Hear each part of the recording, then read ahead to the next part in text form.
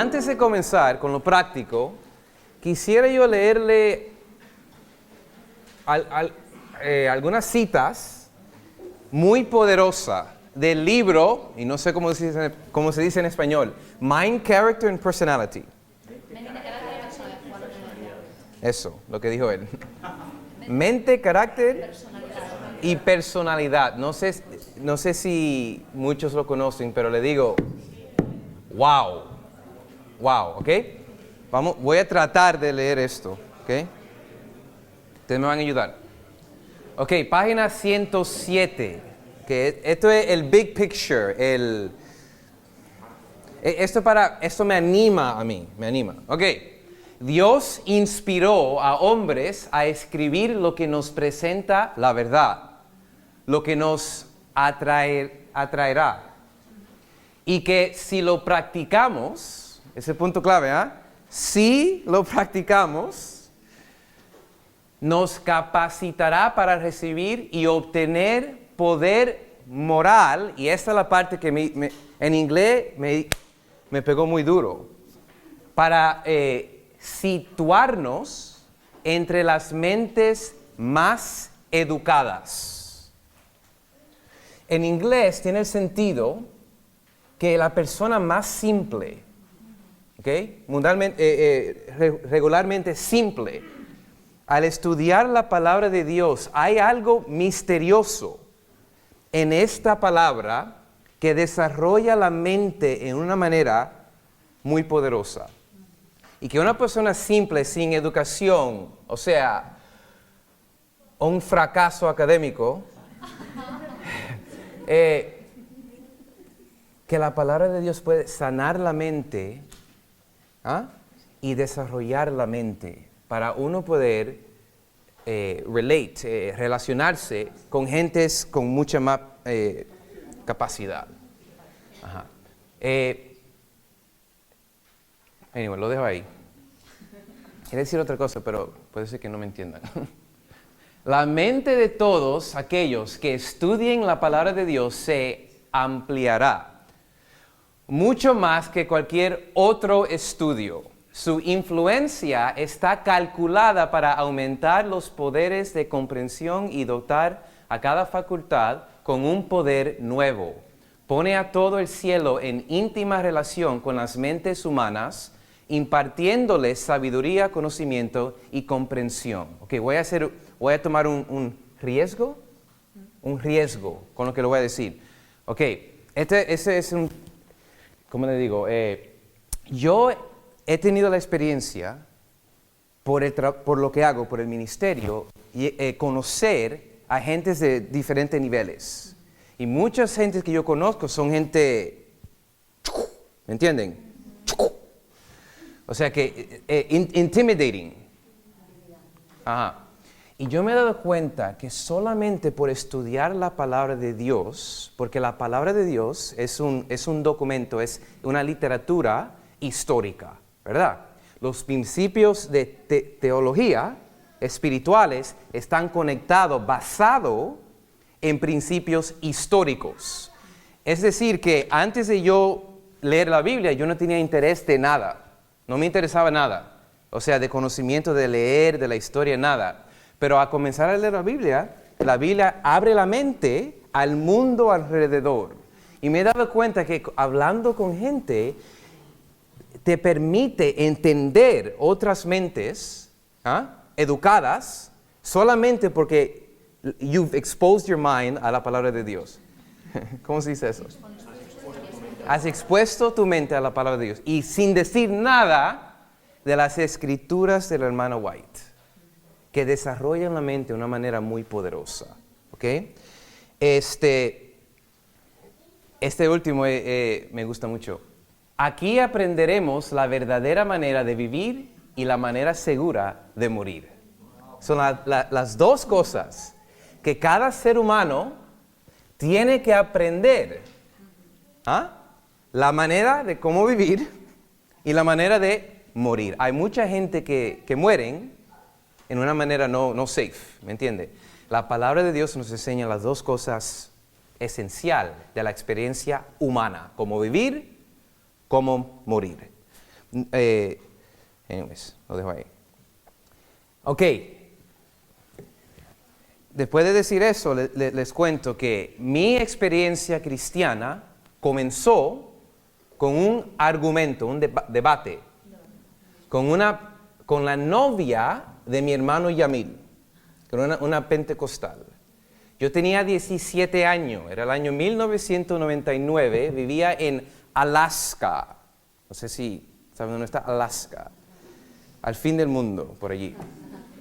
Vivía en Alaska y yo, en ese punto de mi vida, 17 años, no tenía ningún interés de Dios, de la Biblia, de nada.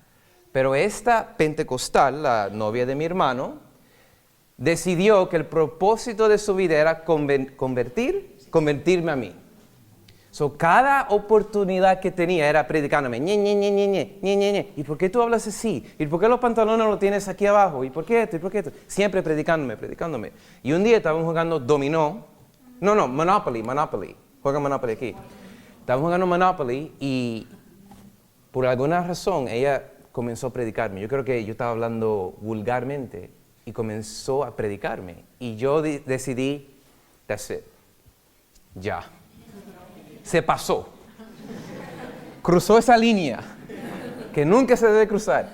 Y yo le dije, entonces comenzamos a discutir. Ahora, lo único que yo sabía de religión, de Dios, de la Biblia, lo único que yo sabía era que mi abuelita, Quisqueya, decimos Quisqueya la Bella, mi abuelita era creyente y iba a la iglesia los sábados. That's it. Lo que tenga que ver con Dios, la Biblia, religión, eso es lo único que yo sé. Que mi abuelita cree en Dios y va a la iglesia los sábados. Y ahí terminó. Y yo me di cuenta que esa pentecostal va a la iglesia. Y yo dije, es el punto clave ahí. So, en la discusión, yo me puse a discutir con ella. Anyways, para hacer una larga historia corta,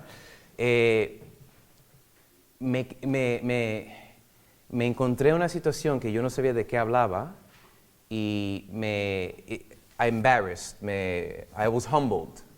Sí, te humillaste. Me humillé, Y eso me dirigió a estudiar la Biblia para buscar argumentos para llamarla. Hoy, parte 2 del debate. Prepárate, muchacha. Esa era la mentalidad. So, yo, después de ese debate, comencé a estudiar la Biblia. Y yo encontré una Biblia no sé dónde y estaba todo, vieja, nadie la abrió.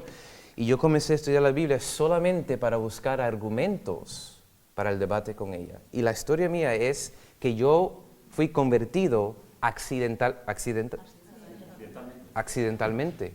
Porque yo estudié la Biblia para buscar argumentos. Y lo que sucedió es que llegué frente a frente con algo que hasta este día yo no entiendo, algo misterioso.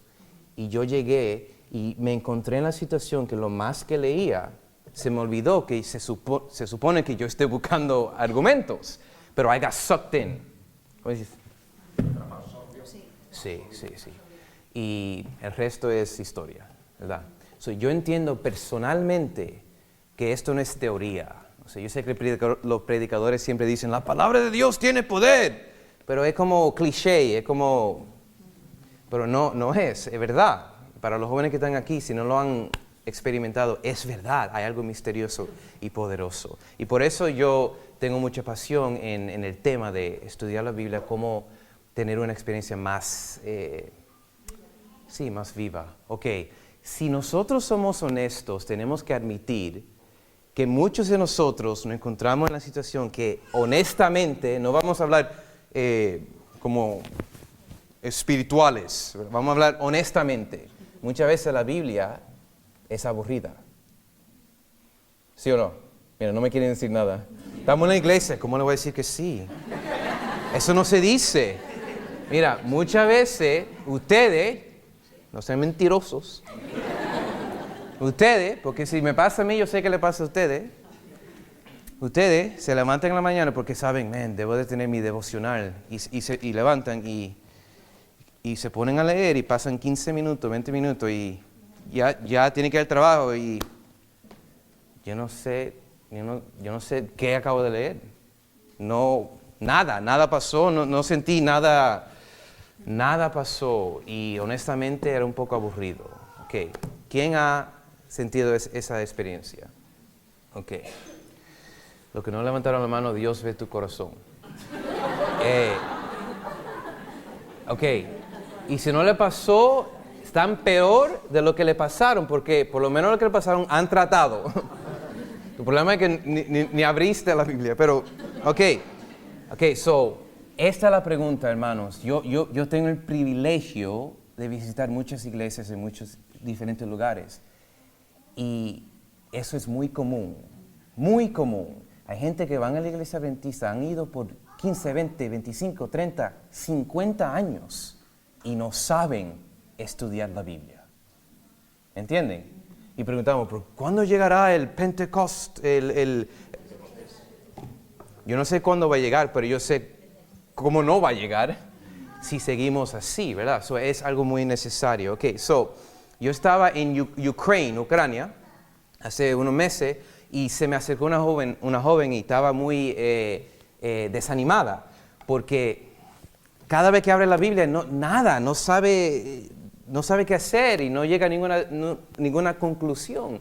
Y me dice, Jeffrey, yo me siento como que Dios no me habla. Y yo, ¿por qué? Porque hay una hermana en mi iglesia que testifica cada sábado y dice a la iglesia que ella se levantó el martes y dijo, Dios, por favor, tengo este problema que tú conoces, voy a hablar la palabra, dime algo. Y haces, mira, y abre los ojos y dice, ay Dios, gracias por... Cada sábado hace eso la señora.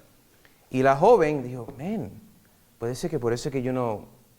Así es que se hace la cosa. So ella lo intentó y no trabajó. Porque había un muchacho que ella tenía interés y no sabe si ese era el marido de ella o whatever, y se puso a orar y no tenía nada que ver con eso.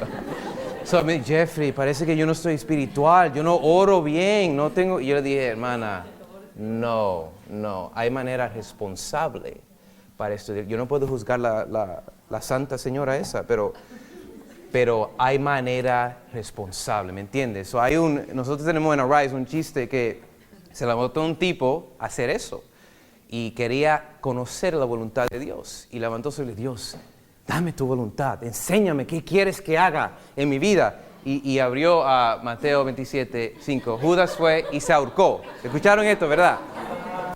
Y cuando leyó eso, ¡ay, Dios mío! Y la cerró. Y dijo, no, eso se equivocó. Y dijo, Dios, por favor, te equivocaste, pero trata una vez más. Dime, abre, y punta. Y dijo, Lucas 10, anda entonces y haz tú lo mismo. Y dijo, ¡ay, no! Y la cerró y la abrió otra vez y dijo, ok, la última vez. Y cuando abrió los ojos, dijo, Juan 13, lo que vas a hacer, hazlo pronto, ¿verdad? Ok, tenemos una tendencia, ahí misma, tendencia. Tenemos una tendencia de over-spiritualize, sobre espiritualizar las cosas, ¿me entienden? La vida es muy práctica. En el momento que entramos a nivel espiritual, todo es espiritual, ¿me entienden? Y no somos prácticos. La Biblia es un libro práctico, es información, es literatura, hay que interpretarla. Hay manera responsable y no responsable, ¿verdad? Y muchas veces nos desanimamos no porque Dios no está hablando, porque la Biblia es aburrida, no, es porque la estamos estamos estudiándola en manera no responsable. Okay, so, van a ser casi 2-3 años ya, he estado experimentando con un principio que encontré yo en un libro viejo, que en realidad es bien simple y le quiero compartir este principio porque me parece que va a ser buenos consejos para que puedan ustedes usar esto en su vida devocional personal cuando estudien la Biblia. Okay, esto es como ¿cómo es el pirámide?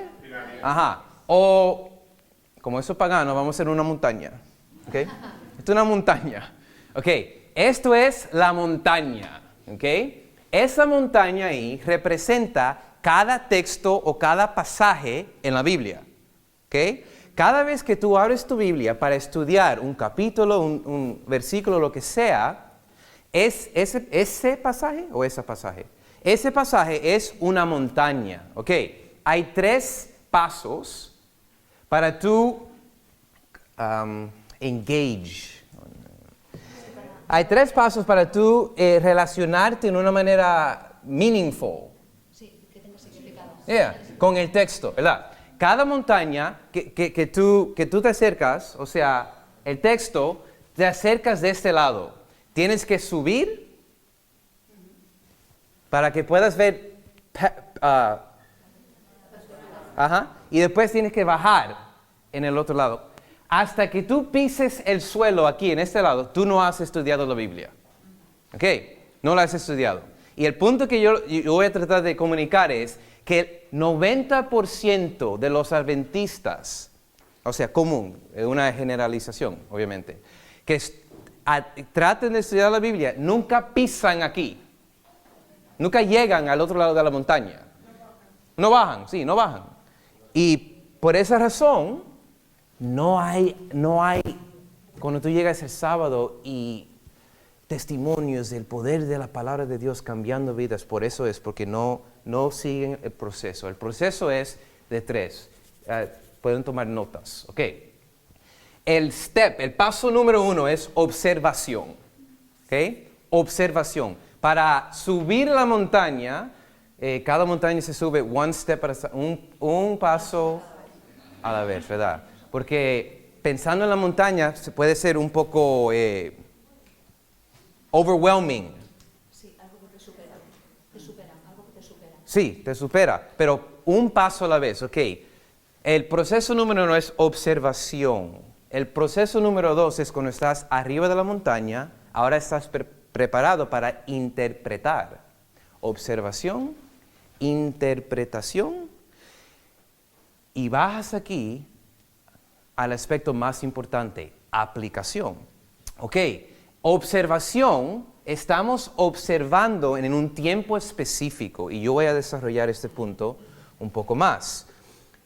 El primer paso de estudiar la Biblia es preguntar, ¿qué significado tiene esto en su contexto original?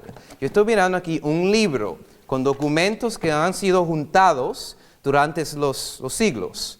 Son documentos históricos reales, mencionan lugares, mencionan personas, gente, ¿verdad? Gentes que existían. O sea, cuando yo leo la Biblia, yo estoy observando primeramente, ¿ok? Si yo no observo el texto claramente, cuando llego al paso número 2, para interpretar lo que estoy leyendo, ¿qué va a pasar? Si no lo he observado correctamente.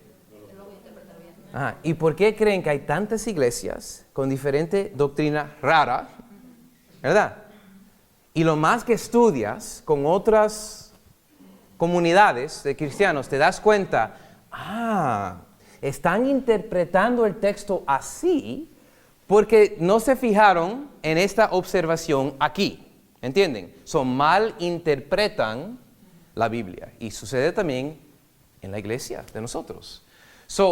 El tiempo específico original. Cuando yo entienda el significado del pasaje en el tiempo específico original, solamente en ese momento puedo yo entender el principio general. Porque yo no vivo en el primer siglo, first century AD, el primer siglo, yo no vivo en esa época. Yo necesito entender cuál es el principio que yo voy a poder usar para mi vida, ¿entiende? Pero no puedo entender el principio general sin entender lo que significaba específicamente en su tiempo original. Ok, interpretación. Ahora, cuando yo entiendo el significado del texto, ahora puedo yo aplicar el texto. El ejemplo que llega a mi mente es una syringe, no aguja, jeringuilla. Ajá. Cada texto tiene vitaminas. Vitamins and minerals y minerales. Y yo cojo mi jeringa. Y yo le meto en el texto y yo extraer, para extraer los minerales. It's going to be a long day. Entonces, me lo meto en mis venas. ¿Me entienden? Es el proceso de la Biblia. El proceso de estudiar la Biblia es extraer el principio para después inyectarlo, para yo poder vivirlo. Y el proceso de inyectar los minerales y las vitaminas, el texto, se llama la aplicación, el tiempo específico. Noten aquí el proceso, tiempo específico, después el principio general. Original, el contexto original, el contexto contemporáneo. Ahora, ¿estamos bien? You sure? ¿No lo he confundido todavía? Ok, otra manera de decirlo. Si están tomando notas, escribieron una montaña, pueden escribir otra, y le voy a dar diferentes términos para llegar a los pasos. Ok, el proceso de observación es el proceso de buscar información. Ok, escúchenme. Ustedes son periodistas, ¿verdad? Reporters. O son detectivos, mejor, son detectivos. Ustedes llegan a una escena y llegan para investigar qué pasó aquí, ¿verdad? ¿Qué pasó? ¿Quién estuvo aquí? ¿Dónde estamos? ¿Qué pasó aquí? Son preguntas, son observaciones, ¿verdad? Yo no estoy preocupado de qué significa eso todavía. Primero tengo yo que leer para aprender qué. Ok, son tres preguntas. En inglés funciona, yo no sé si en español va a funcionar, pero ¿qué? ¿Y ahora qué? ¿Me entienden? ¿Qué? ¿Y ahora qué? Esas son las tres preguntas. Si se preguntan esas tres preguntas cuando estudian la Biblia, le digo que van a notar el cambio de su experiencia. Ok, observación es leer. Interpretación es comprender. ¿Qué significa? Y la aplicación es ¿qué hago ahora? ¿Qué hago ahora? Y el proceso de ¿qué hago ahora? Es el proceso de llegar al piso en el otro lado de la montaña. Ok, tú tienes que subir la montaña para coger la vitamina, para poder bajar y inyectarte con la vitamina. ¿Ok? ¿Todo bien? Ok. Ahora lo que vamos a hacer es cómo se sube y cómo se baja, porque hay pasos. ¿Ya? Hay pasos de subir y pasos de bajar. Y típicamente, para ser práctico, te levantas una mañana y decides, yo en el mes de junio, en el mes de mayo, whatever, voy a estudiar Primera de Pedro capítulo 1, o voy a estudiar Juan capítulo 11, ¿verdad? Entonces lo que harías es, tendrías tu notebook, tu cuaderno donde tomas notas y usas la montaña como una estructura, ¿verdad? Entonces, el texto que escoges comienzas con el proceso de observación. Que cuando un periodista está investigando un caso, hay ciertas preguntas que son básicas. Y es increíble que tantas veces tratamos de entender la Biblia sin preguntar las preguntas más básicas. Ok, ¿quién? ¿Es una buena pregunta? ¿Quién? ¿Dónde? ¿Cuándo? ¿Por qué? ¿Cómo? Okay.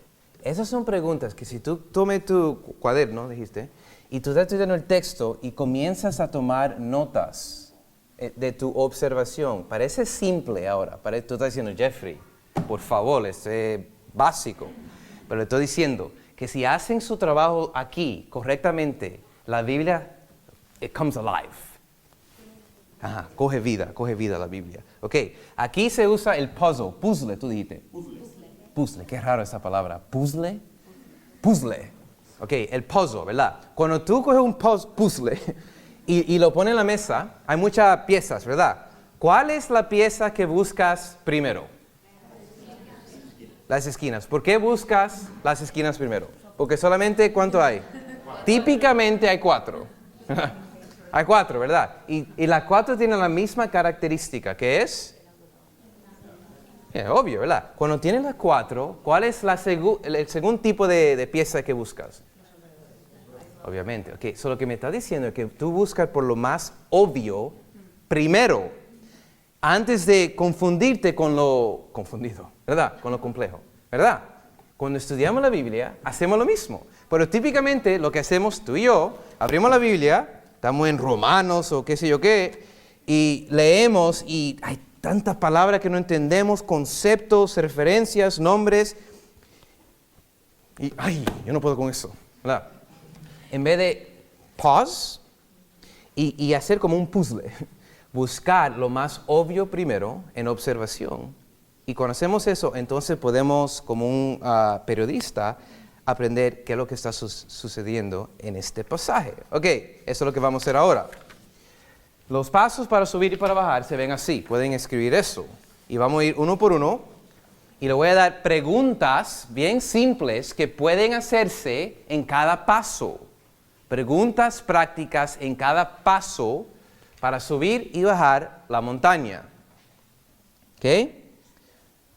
Argumento. Ok, eso me dijeron ustedes, pero me parece rara esa palabra. En inglés es plot. Argumento aquí quiero decir... ¿Odión?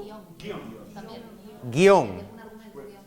Ok, el script. Ajá. ¿Cuál es el script? Trama. Ok, trama.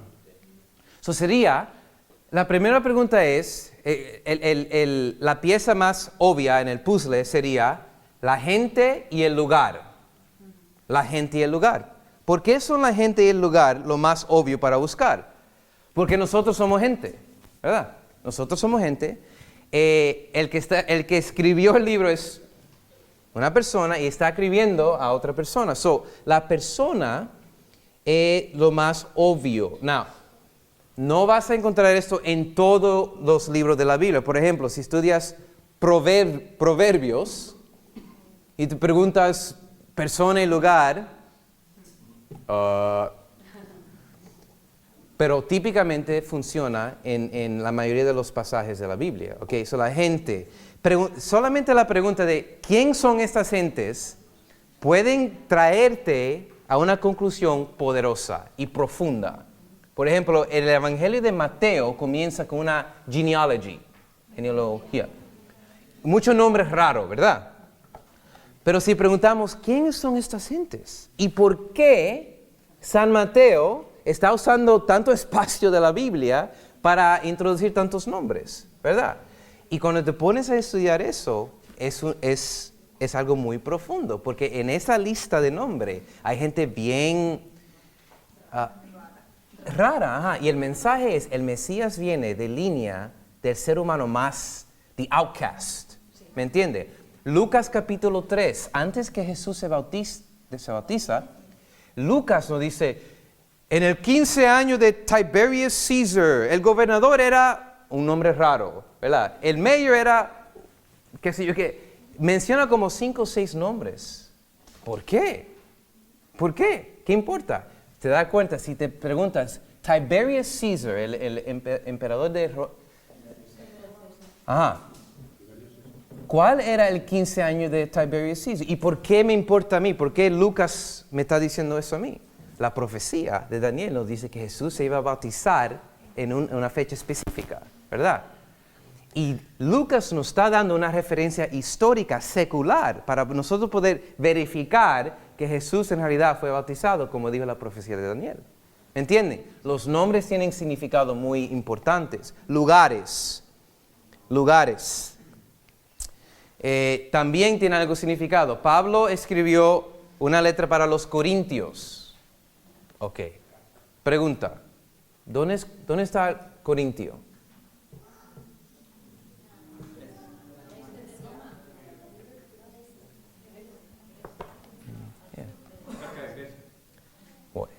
Corintio está en Grecia, en el sur de Grecia. ¿Cómo era Corintio? ¿Qué características tenía esa ciudad?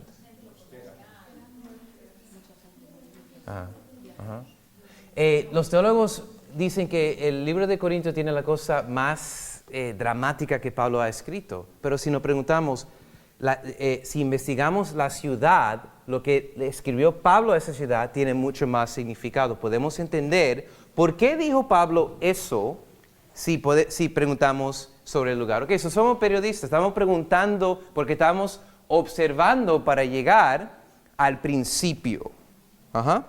Ok, después de esas preguntas, preguntamos simplemente cuál es el contexto histórico, cultural y geográfico. ¿Qué está pasando en el texto? O sea, ¿cuál es el conflicto? ¿Cuál es la tensión? Todo el texto de la Biblia tiene algún conflicto o está respondiendo, es una solución para algún conflicto. Si entendemos el conflicto en el texto, va a tener significado. Vamos a entender por qué está escrito lo que está escrito. ¿Okay? So ese es el argumento o el contexto original. Cuando entendemos esa información, que solamente es información, no estamos tratando de entender qué significa, solamente queremos la información. Somos periodistas, ¿qué pasó? ¿Quién estaba involucrado? ¿Cuáles son la gente involucrado? Toda esa información es solamente data, ¿verdad? Para entender el próximo nivel. El próximo nivel es muy importante, es el punto, ¿ok? So voy a pasar eso ahí, al punto. El punto es, ¿cuál fue? Espérese, déjame darle el resumen de argumento. ¿Quiénes son las gentes en el pasaje? ¿En qué manera son semejantes a la gente en mi mundo? ¿Cuáles características en mí mismo están representadas? ¿Me entienden? Esas son las preguntas que preguntamos en el primer paso. ¿Cuál es el contexto del pasaje histórico-cultural? ¿Y qué está ocurriendo? ¿Y cuál es el conflicto y la tensión? Esas son las preguntas que con esa pregunta comenzamos. Y llegamos al próximo paso de la montaña, que es el punto. El próximo paso es el punto. ¿Ok? El punto es este. ¿Cuál fue el mensaje intentado para la audiencia original? Ok. En el libro de Romanos, Pablo habla de problemas de ritos y ceremonias que habían, ¿verdad? Y él menciona días especiales. Menciona diferentes dietas que hacían en ayuno y todo eso. Si leemos ese texto sin preguntarnos cuál es el mensaje que él intentó originalmente para los romanos, llegaremos a la conclusión que el sábado no importa, que no importa lo que comes y todo eso, ¿me entiende? Sin entender cuál era el mensaje intentado para la audiencia original. 90% de los problemas para interpretar la Biblia es tratar de interpretar sin entender el contexto original. Si no entendemos la observación, la interpretación vamos a tener muchos errores en la interpretación. Ok, le voy a dar un ejemplo. ¿Se recuerdan cuando Jesús le dijo, creo que Mateo 5:6, que, en español no sé, pero que se corten el brazo en pluck out your eye? Porque es mejor sacar el ojo que perder todo en el infierno. Ok, pregunta. Es radical eso, ¿sí? ¿Cuál fue el mensaje intentado para la audiencia original? Jesús, ¿tú crees que la audiencia original pensó que literalmente tendrían que cortarse el brazo y quitarse el ojo? Obviamente no. Ese no fue el mensaje intentado para la audiencia original. Han habido cristianos en la historia del cristianismo que han cogido el texto literalmente y se han mutilado el cuerpo. ¿Tú me entiendes? Están interpretando un texto sin observarlo cuidadosamente. ¿Ok? ¿Me entienden? El adventismo es muy especial porque cada doctrina pasa el proceso del contexto original. Es el punto. Y en cada diferencia que tenemos doctrinalmente, el fundamental es no observar el texto. So, el punto es muy importante. Cuando entendemos el punto original, ahora podemos sacar el niro para extraer las vitaminas, que es el principio. Que ahora estamos arriba de la montaña. Y cuando subimos a la montaña tenemos la perspectiva universal. Que ya no estamos en tiempo específico original, ahora estamos arriba de la montaña y podemos ver panoramic. Ajá. Ok, en el principio buscamos el mensaje no para la audiencia original, sino para toda la humanidad, ¿ok? ¿Cuáles son los principios para toda persona, en todos sitios y en todos tiempos? ¿Ok? Regresamos a Jesús. Cuando Jesús dijo eso a su audiencia, ¿cuál era el principio que él quería enseñar? Cuando Jesús dijo, córtense los brazos, quítense el ojo. Abstinencia. Ok. Ajá. Ajá. Hagan todo lo necesario para quitarse de su vida las cosas que le causan a pecar contra la voluntad de Dios. ¿Sí? Es el principio, ¿verdad? Yo puedo coger ese principio que Jesús dijo hace 2000 años y entrarlo a mi vida de hoy y aplicar ese principio en mi vida, que van a ser los pasos que siguen ahora. Que ¿cuáles son las verdades que perduran? ¿Cuál es la moraleja de la historia? Ok, ese es el principio. Muchas veces nos quedamos ahí. Entendemos el principio, pero no seguimos el proceso. Y sin seguir el proceso, la experiencia con la palabra de Dios está incompleta y no hay reavivamiento, no hay cambio de vida si paramos ahí en el principio. Porque el punto del principio es para poder aplicarlo a mi vida personal. Ok, el primer paso para bajar la montaña es el paso del presente, que ya lo escribieron, creo. El presente, ¿ok? El presente es el syringe. La pregunta, ya entiendo el principio universal para todos los tiempos, todas las personas, en todos los lugares, pero la pregunta ahora llega más personal, más íntima. ¿Ok?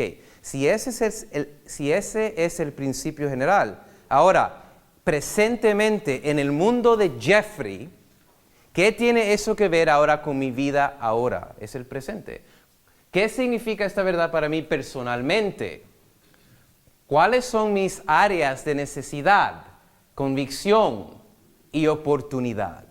Miren, si no escuchan nada más que yo, si no escucharon nada hasta este punto, ese segundo punto, cuando tú lees un texto, escríbelo y saque su papel y escriba cuáles son mis áreas de necesidad, convicción y oportunidad. Y póngase en oración a escribir. Les aseguro que muchas cosas van a salir de ese texto que se aplican a su vida. ¿Qué debería cambiar en respecto a mis valores, creencias, actitudes y carácter? Cada texto está calculado para traer un cambio a tu vida. ¿Creen eso? Es el propósito de la palabra de Dios. Inyectar principios del reino de Dios en mi vida, aún aquí en la tierra. Es el punto, ¿verdad? Ok. Típicamente, eso me deja a mí más o menos personal, o aplicación personal, pero no está suficientemente específico. ¿Ok? ¿Por qué? Vamos a decir que yo leo el texto en Primera de Corintios 13, que habla del amor. Del amor. Y yo leo ese capítulo una mañana y llego aquí al presente. Dios, ¿qué significa eso en mi vida hoy? Y mi conclusión es que yo tengo que tener más amor para las personas. ¿Es una buena conclusión, sí o no? Que yo debería tener más amor para Dios. ¿Eso es bueno? Ok, pero si yo paro ahí y oro, Dios, he acabado de meditar en 1 Corintios 13, dame más amor para otros y para ti. En el nombre de Jesús, amén. Le voy a decir, esa oración no tiene mucho poder. ¿Entienden? ¿Por qué no tiene mucho poder esa oración?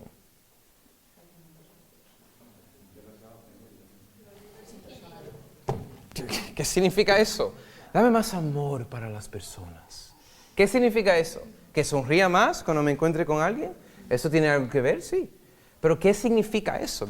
Si yo paro ahí, he limitado el impacto de la palabra en mi vida, porque lo he dejado general, ¿verdad?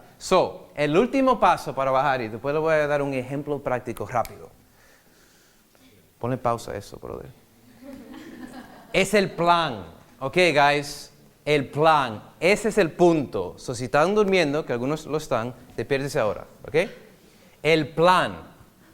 Este es el punto clave que 90% de nosotros, Jeffrey incluido, desconectamos aquí. Porque todo es espiritual. Dios, dame el amor en tu vida. En el nombre de Jesús, amén. Eso es demasiado espiritual. Suena como heresy, ¿no? Demasiado espiritual. Práctico. La palabra es práctica. Ok, ¿qué tipo de persona desea Dios que yo sea? ¿Qué de mis pensamientos y motivos deberían cambiar? ¿De qué quiere Dios que yo haga con lo que he aprendido? Eso no nos gusta mucho. ¿Qué voy a hacer con lo que he aprendido? ¿Cuáles serán los pasos para llegar a esa meta? Ajá. ¿Cuáles serán los pasos para llegar a esa meta? ¿Cuál debería ser mi primer paso? ¿Cómo debería empezar? Ok, un ejemplo para ustedes. A mí no me gusta hacer ejercicio. No me gusta levantar pesa, como es obvio. Mi esposa siempre me presiona que haga ejercicio. Tú estás muy flaco, haga ejercicio. Y honestamente, yo no tengo ningún deseo en el gym, ¿me entiende? No me gusta eso a mí. Me debería gustar, pero no me gusta. Pero me gustaría levantarme un día y estar todo buff. Yo espero que Rivelino invente una pastilla, algo así, para tomármela y... Yo quisiera levantarme y ser buff, pero ¿saben qué? Cada mañana que yo me levanto y miro al espejo y veo esto... Yo no estoy confundido. ¿Me entienden? Yo no me paro y pero es que yo no entiendo. Porque yo sigo así, tan flaco, tan flin. Yo no entiendo esto. Yo no estoy confundido. Yo sé exactamente por qué me encuentro con esto cada mañana. You understand what I'm saying? ¿Me entienden? Ustedes iguales, ¿verdad? La vida es práctica, causa y efecto, cause and effect. Si hago esto, tendré este efecto. Si no hago esto, no tendré ese efecto. Es bien simple, ¿verdad? El momento que entramos en temas espirituales, nos convertimos en bobos, ¿verdad?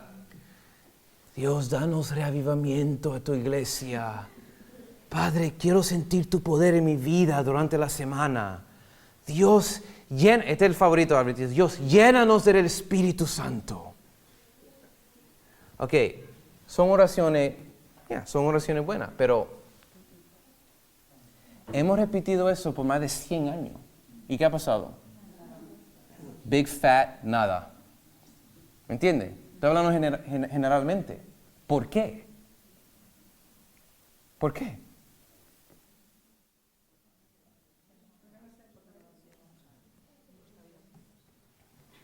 Porque la Biblia y la voluntad de Dios es práctica, ¿verdad? Cuando leemos un pasaje, un texto, y vemos un principio ahí poderoso, ¡wow! Reconozco mi necesidad, Dios, ¡wow! Entiendo mi convicción, ¡wow! Entiendo mi oportunidad. Oh, Padre, lléname. Good luck. Good luck. Tú estás como Jeffrey en la mañana, mirándose en el espejo, ¿verdad? Y es una cosa deprimida, ¿verdad? Tenemos que ser prácticos. Le voy a dar un ejemplo, bien rápido. Juan capítulo 13. Vamos a leerlo rápido y yo voy a hacer...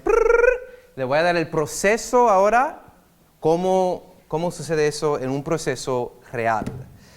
Yo me levanto una mañana y decido, voy a meditar en ese pasaje durante la semana. Voy a estudiar, voy a observar, voy a tratar de encontrar toda la información que puedo para entender el contexto original. Y luego voy a tratar de interpretar, voy a coger eso. Y voy a inyectar los principios y voy a tratar de aplicar eso. Y necesito un plan para aplicar eso. Ok, sucede así, el argumento, el plot.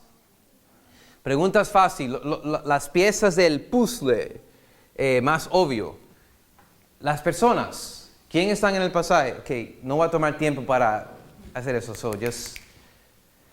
Jesús está ahí, sus discípulos, Judas, Pedro y Satanás, ¿ok?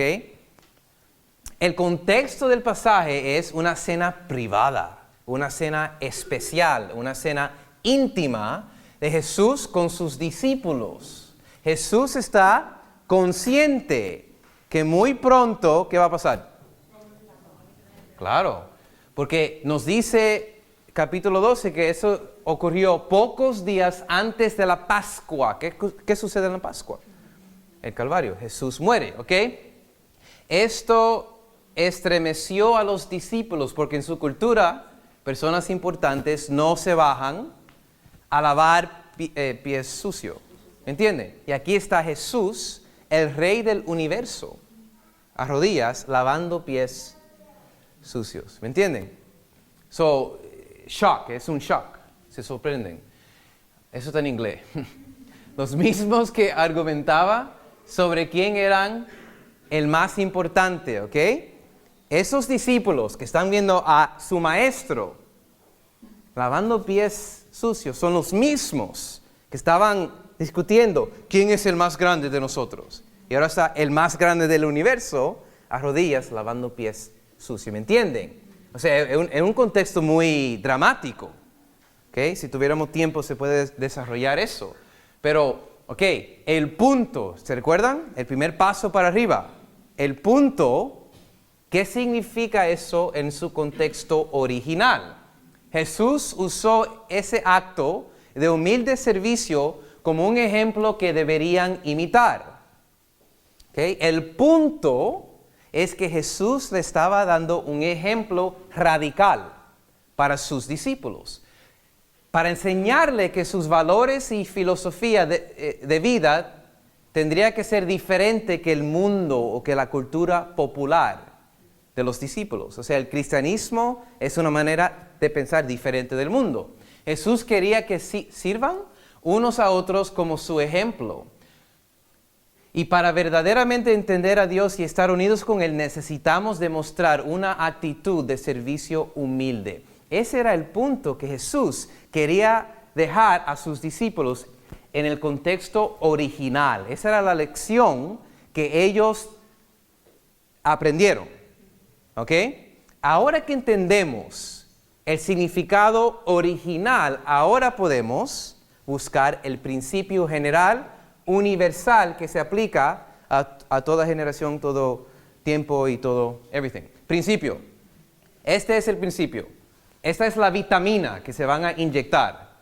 Los que son verdaderamente discípulos de Dios ejemplificarán un espíritu de servicio humilde como un ejemplo al mundo. Son genuinos y humildes. ¿Cómo se dice other-centered, no self-centered? Central de en otros y no en ti mismo. Ok, es el principio del texto. Ahora, escuchen bien. Originalmente, la aplicación original era lavando los pies de otra persona. Eso es el punto original. Pero el principio no es lo mismo que el punto. Porque el principio ahora me da algo universal, un principio que se aplica a diferentes situaciones en mi vida. Ok, brevemente, vamos a bajar la montaña. ¿Cuáles son las vitaminas que nos tenemos que inyectar? Es posible que Jesús no me esté pidiendo que lave hoy los pies de alguien. Pero Él desea que yo adopte un espíritu de servicio humilde hacia los que están a mi alrededor, incluso en tareas inesperadas, gracias, y sin recibir agradecimiento. ¿Okay? Es el principio del texto. Cuando en casa, trabajo, iglesia, tengo la tendencia de servir, está en inglés todavía, cuando me ven en el spotlight, en la luz, cuando todo el mundo está mirando y me aplauden. Tengo la tendencia de servir así en casa, trabajo o iglesia. Eso está en conflicto con lo que nos enseñó Jesús. So Jeffrey está leyendo eso y está pensando, ok, en el presente, ¿cómo se aplica en mi vida? So yo voy a coger un papel y voy a dar las diferentes categorías de la vida. Yo tengo mi vida en mi hogar, mi vida en mi trabajo, mi vida en la iglesia, mi vida en el vecindario. Son categorías. Y yo me pregunto, con el principio que estoy estudiando ahora, ¿en cuál categoría de mi vida se aplica más fuerte? Y vamos a decir que yo llego a la conclusión, en mi hogar, ¿ok? So puse aquí, en mis notas, yo debería aliviar, my wife's burden, las cargas de mi esposa en mi hogar, ¿verdad? Vamos a ser bien específico, bien práctico ahora, ¿ok? Es el contexto. Yo no le voy a lavar los pies necesariamente, pero tengo que aliviarle la carga a ella. Ok, so ¿cuál va a ser mi plan? So este es mi plan. Yo no me voy a arrodillar todavía. Me falta algo más. Saco mi agenda. Ok, ¿cómo voy a yo inyectar esa vitamina? Ok, mi agenda. Yo voy a apuntar varios días en mi agenda cuando ayudo a mi esposa a limpiar la cocina. ¿Amén?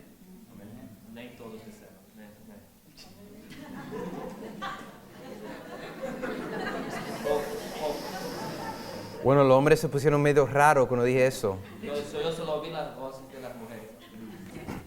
Escucha. Yo no estoy diciendo que yo voy a hacer eso, es un ejemplo. Ok. También, un ejemplo general,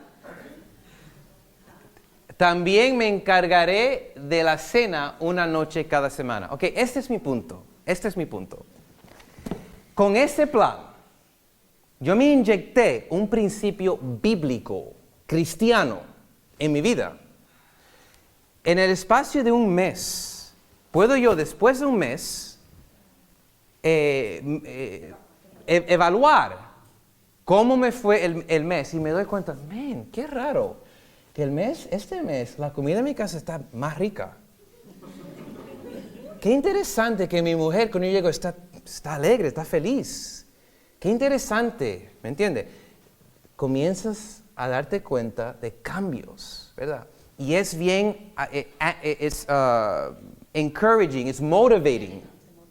Te motiva, te anima porque ves frutos de la aplicación de la palabra de Dios en tu vida personal. He usado un ejemplo bien básico, ¿me entienden? Pero el punto mío es eso es tan básico y tan simple, pero les digo mi convicción, después de haber visitado tanta iglesia y relacionarme con los hermanos de la iglesia, si los miembros de la iglesia siguen un programa así práctico, yo pienso que vamos a experimentar un reavivamiento muy poderoso en la iglesia. Porque eso se encuentra con inyectarse la palabra de Dios en tu vida personal. Y tus hijos van a notar la diferencia de papi y mami. ¿Ah? Y tu mamá va a notar la diferencia. Tu novio, tu novia, se va a notar la diferencia. Y se supone que sea así. Es raro leer la Biblia y no ver cambio en tu vida. Eso es raro. Pero en el día de nosotros eso es normal. Y le pido que sean rebeldes de esa normalidad. Amén. El tiempo se me fue y perdóneme por no poderme expresar correctamente, pero le quiero dar un desafío. Por favor, hagan un compromiso. Un compromiso que durante los meses que vienen, pónganse a tomar tiempo íntimo con la palabra de Dios y les aseguro, con la autoridad de la palabra de Dios, que su vida va a haber cambios, van a notar cambios en tu vida.